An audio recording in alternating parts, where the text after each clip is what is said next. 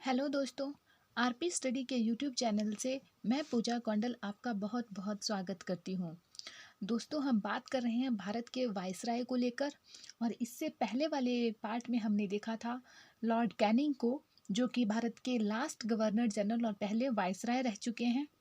उसके बाद हमने देखा लॉर्ड एल्गिन फर्स्ट जो रहे, लॉर्ड जॉन लॉरेंस को भी हमने देखा। इसके बाद हमने लॉर्ड मेयो को देखा, लॉर्ड नॉर्थ बुक को देखा, लॉर्ड लिटन को देखा। और आज हम बात करेंगे लॉर्ड रिपन से। लॉर्ड रिपन जो है, ये भारत में सबसे ज़्यादा लोकप्रिय गवर्नर जनरल रहे हैं। गवर्नर जनरल तो नहीं, हम इसे वायसराय कहेंगे, लेकिन गवर्नर जनरल का ये जो शब्द है, ये तब तक इतना ज़्यादा फेमस, इतना लोकप्रिय हो चुका था कि ज़्यादातर जो है बोलने में हम गवर्नर जनरल वर्ड ही यूज़ करेंगे। लेकिन ऐसा है कि वो गवर्नर जनरल नहीं, वो असल में वायसराय होगा, तो ये बात ज़रा ध्यान रखनी है। तो सबसे ज़्यादा लोकप्रिय जो गवर्नर जनरल है वो लॉर्ड रिपन है। इन्हें जो है इस युग का कर्तव्य, इन्होंने ये बुक लिखी है 1852 में। और मेरा मूल्यांकन मेरे कार्यों से करना, मेरे शब्दों से नहीं, ये रिपन के कहे हुए शब्द हैं। इन्होंने कहा है कि मेरा जो मूल्यांकन है वो मेरे किए हुए कार्यों से करना, मेरे शब्दों से नहीं होना चाहिए मेरा मूल्यांकन। ये बिल्कुल ही सही इन्होंने कहा है। और इन्हें भारत का उद्धारक भी कहा जाता है। फ्लोरेंस नाइटिंगेल ने उन्हें ये कहा है भारत का उद्धारक। भारत का स्वर्ण युग, इनका जो शासनकाल रहा है वो भारत का स्वर्ण युग से कोई कम नहीं रहा है। वर्नाक्यूलर प्रेस एक्ट पर रोक इन्होंने लगा दी। ये 1882 में इन्होंने ये काम किया।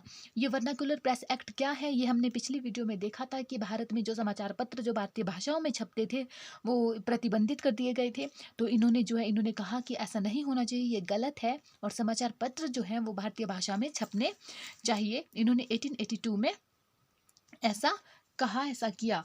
और स्थानीय स्वशासन संबंधी इन्होंने सरकारी प्रस्ताव लाया 1882 में। 1881 में प्रथम फैक्ट्री अधिनियम इन्होंने पारित किया। प्रथम जो नियमित जनगणना जो शुरू हुई वो भी यहीं से शुरू हुई है, 1881 से।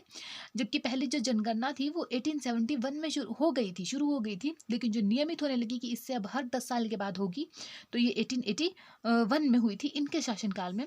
अफगानिस्तान से संधि भी इन्होंने करवाई 1881 में। मैसूर के शासक को की गद्दी वापसी, मैसूर के शासक, ये बहुत बड़ी बात थी कि जब अंग्रेज अपना राज्य किसी शासक से छीन लेते थे और अपने साम्राज्य में मिला लेते थे, तो ये बहुत बड़ी बात है कि अंग्रेजों ने किसी शासक की गद्दी जो है वापस कर दी हो। 1881 में इन्होंने मैसूर के शासक की गद्दी उन्हें, पुराने शासक को लौटा दी थी। बाल श्रम पर इन्होंने रोक लगाई, ये बहुत ही अच्छा काम इन्होंने किया। नमक कर को इन्होंने, जो पीछे बढ़ा दिया गया था, वो नमक कर इन्होंने कम कर दिया। और शैक्षिक सुधार में हम देखेंगे इन्होंने क्या क्या किया। तो शैक्षिक सुधार की बात करेंगे तो इन्होंने एक विलियम हंटर की अध्यक्षता में एक कमेटी बनाई जिसे हंटर आयोग हम कहते हैं। और 1882 में इस हंटर आयोग ने अपनी रिपोर्ट दी। इस रिपोर्ट में उसने कहा कि 1854 के बाद जो है शिक्षा में प्रगति हुई है। और ये हंटर आयोग किससे रिलेटेड थी, ये प्राथमिक शिक्षा से रिलेटेड थी। ये क्वेश्चन भी पेपर में पूछा जाता है कि हंटर आयोग जो था, या हंटर कमेटी जो थी, ये किससे रिलेटेड थी, तो ये प्राथमिक शिक्षा से रिलेटेड थी। और नगर पालिका इन्हीं के टाइम में बनी, बल्कि इन्हीं ने बनवाई है नगर पालिका। अकाल संहिता इन्होंने बनाई। जैसे पीछे हमने देखा कि अकाल आयोग की स्थापना की थी वायसराय जितने भी रहे, उन्होंने अकाल आयोग की स्थापना की थी। यहाँ इन्होंने अकाल संहिता बनाई, अब की नियम कानून बनेंगे इसके तहत। और 1883 में रिपन के समय में ही ये बनी थी। और रिपन ने फौजदारी दंड व्यवस्था में जो भेदभाव होता था भारतीयों के साथ, उसे इन्होंने समाप्त कर दिया। और आगे हम देखते हैं इल्बर्ट बिल विवाद जो हमने सुना है, ये इल्बर्ट बिल है क्या। तो ये इल्बर्ट बिल जो था, ये इन्होंने 1883 में इन्होंने लाया। इसके तहत क्या था कि भारतीय न्यायाधीश जो थे उनको यूरोपियों के मुकदमे सुनने का अधिकार इन्होंने दे दिया। इससे पहले भारतीय न्यायाधीश जो थे वो यूरोपियंस के जो मुकदमे थे वो नहीं सुन सकते थे, वो फैसला नहीं कर सकते, जबकि ऐसा होना बिल्कुल गलत है। क्योंकि अगर वो योग्यता रखते हैं तो उनको जो है इस चीज़ का पूरा अधिकार होना चाहिए। तो अंग्रेजों को जो है ये बात अच्छी नहीं लगी, तो अंग्रेजों ने इसकी आलोचना की और रिपन को वापस ब्रिटेन बुला लिया गया। उसके बाद लॉर्ड डफरिन आते हैं।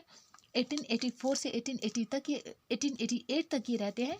तो इन्होंने क्या काम किए, किसानों के हितों की रक्षा के लिए बंगाल में एक टेनेंसी एक्ट लाया इन्होंने 1885 में। हालांकि ये एक्ट जो है पंजाब में 1887 में बाद में आता है। तो इसके तहत क्या था कि जमींदार किसानों से भूमि नहीं छीन सकते थे। इस टेनेंसी एक्ट में ये कहा गया था कि जो जमींदार हैं वो अब किसानों से भूमि नहीं छीन सकते। बहुत ही अच्छी चीज़ ये थी। और इन्होंने लॉर्ड डफरिन जो थे, इन्होंने भारतीय स्त्रियों की रक्षा के लिए लेडी डफरिन फंड भी बनाया 1885 में। 1885 में ही इसने बर्मा जीतकर जो है भारत में मिला लिया था। कांग्रेस की स्थापना भी 1885 में ही होती है। 1887 में इलाहाबाद विश्वविद्यालय की 1887 में इलाहाबाद विश्वविद्यालय की स्थापना हुई थी। आगे हम देखते हैं लॉर्ड लैंसडाउन, ये 1888 में आते हैं, 94 तक ये रहेंगे। इनके समय में भारत और अफगानिस्तान के बीच में जो सीमा निर्धारण हुआ था वो डूरन डूरन नाम के थे जिन्होंने सीमा निर्धारण किया था। तो इन्हीं के नाम पे इसका जो लाइन का नाम वो है वो डूरन रेखा ही पड़ गया। आज ये जो लाइन है ये पाकिस्तान और अफगानिस्तान के बीच में है। मणिपुर विद्रोह को शांत करने का श्रेय जो है इन्हीं को जाता है। 1891 में कारखाना अधिनियम आया। इसके तहत साप्ताहिक छुट्टी इसके तहत ये कहा गया कि सप्ताह में एक छुट्टी होना अनिवार्य है। और स्त्रियों के लिए एक दिन में जो है 11 घंटे से ज़्यादा काम करना जो है प्रतिबंधित कर दिया गया है इस कारखाना अधिनियम के तहत। 1892 में इंडियन काउंसिल एक्ट बनता है जिसमें भारत में निर्वाचन सिद्धांत का प्रारंभ इस एक्ट के द्वारा होता है। भारत में निर्वाचन पद्धति जो है, निर्वाचन सिद्धांत जो है यहाँ से आता है। और इनके समय में तिलक जी ने, लैंसडाउन जी के समय में तिलक जी ने गणपति उत्सव की शुरुआत की थी और 1893 में ये शुरुआत हुई थी। सिविल सेवाओं का जो इम्पीरियल था, प्रांतीय और जो अधीनस्थ सेवाएं थी, इनका वर्गीकरण किया गया, इनको अलग अलग रखा जाए। प्रांतीय और अधीनस्थ जो सेवाएं, सिविल सेवाएं थी, उनका वर्गीकरण किया गया, इन्हें अलग अलग किया गया। भारतीय परिषद अधिनियम 1891 इन्हीं के समय में आया। आगे देखेंगे इनके समय में जो है गणपति उत्सव आता है। आगे हम शिवाजी उत्सव की भी बात करेंगे। तो ये लॉर्ड एल्गिन के समय में आएगा।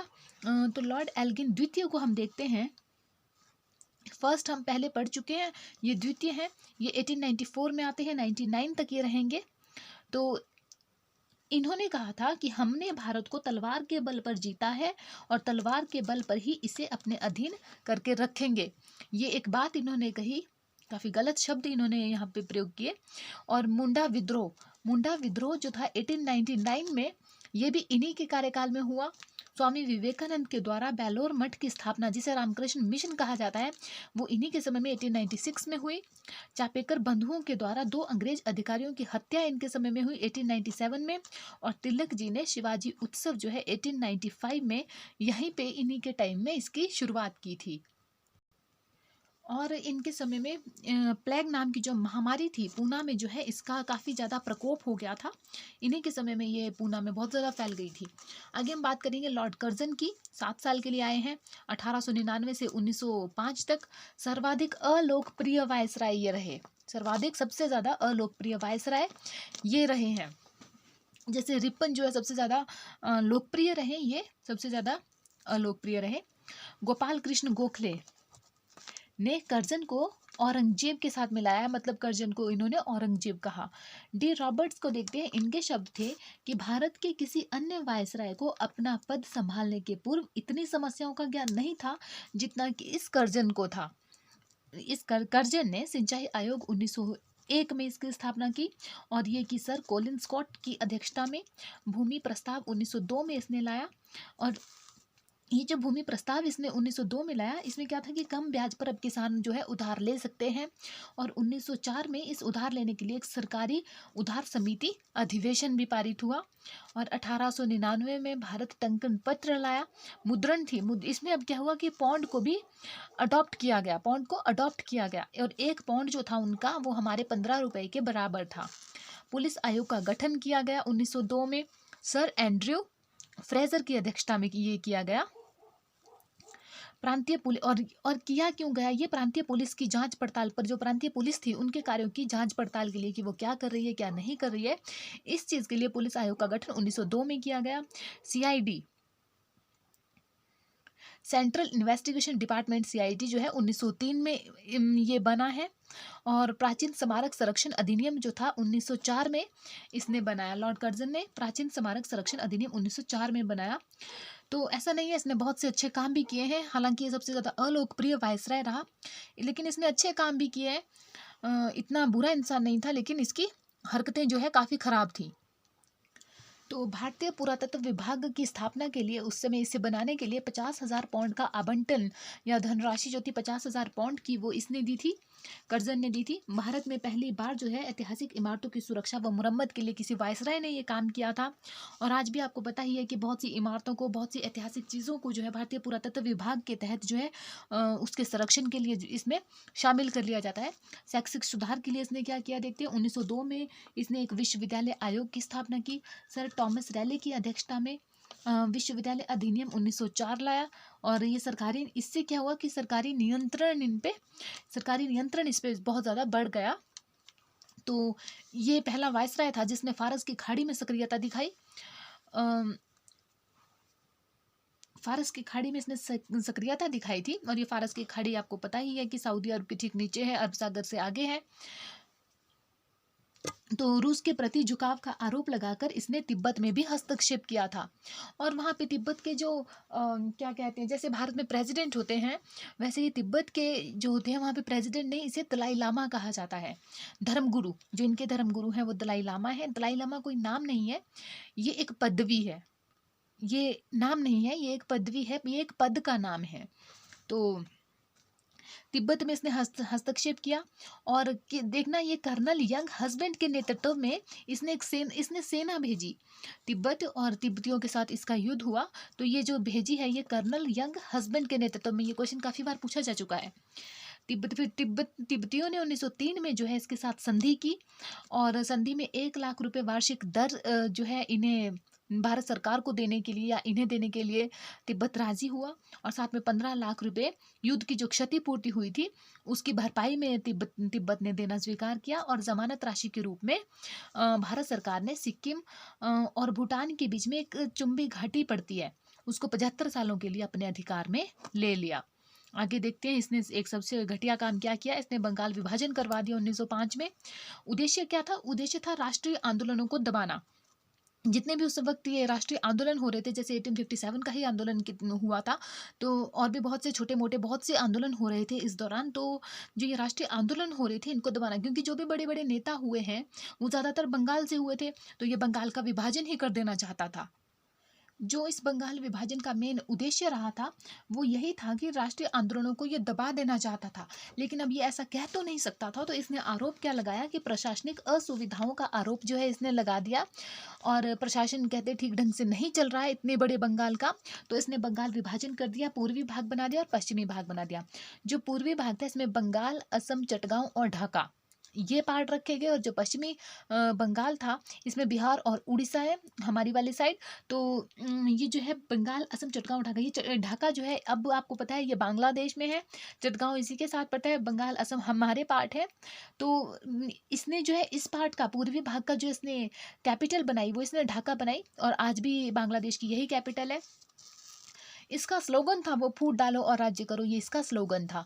तो 1911 में जो है इसने विभाजन समाप्ति की घोषणा की थी कि 1911 में विभाजन समाप्त हो जाएगा। 1900 में किचनर भारत का सेनाध्यक्ष बनकर आया। सन 1900 में क्या हुआ कि किचनर जो था ये भारत का सेनाध्यक्ष बनकर आया।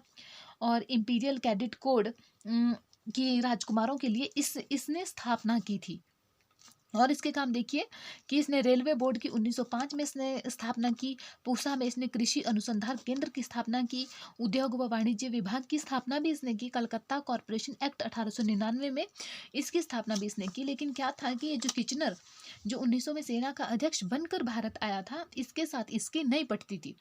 तो हो सकता है ये थोड़ा अच्छा रहा हो, इसकी किचनर की सोच थोड़ी अच्छी रही हो ये, तो इसीलिए इन दोनों की आपस में बिल्कुल भी नहीं बनती थी। तो इस वजह से जो है कर्जन को इस्तीफा देना पड़ा, उसने इस्तीफा दे दिया। तो ये सारे थे कर्जन के समय काल में जो जो काम हुए हैं, जो जो इसने किया। सबसे मेन था बंगाल विभाजन। आगे चलकर हम इन्हें डिटेल में पढ़ेंगे, लेकिन अभी हम सिर्फ ये देखेंगे कि किस वायसराय के काल में कौन सा काम हुआ है। इसके बाद के जो वायसराय बचे हैं वो हम नेक्स्ट पार्ट में कवर करेंगे। अगर आपको ये वीडियो अच्छी लगी तो प्लीज़ इसे लाइक कीजिए, शेयर कीजिए, कमेंट कीजिए और सब्सक्राइब कीजिए। Thank you so much.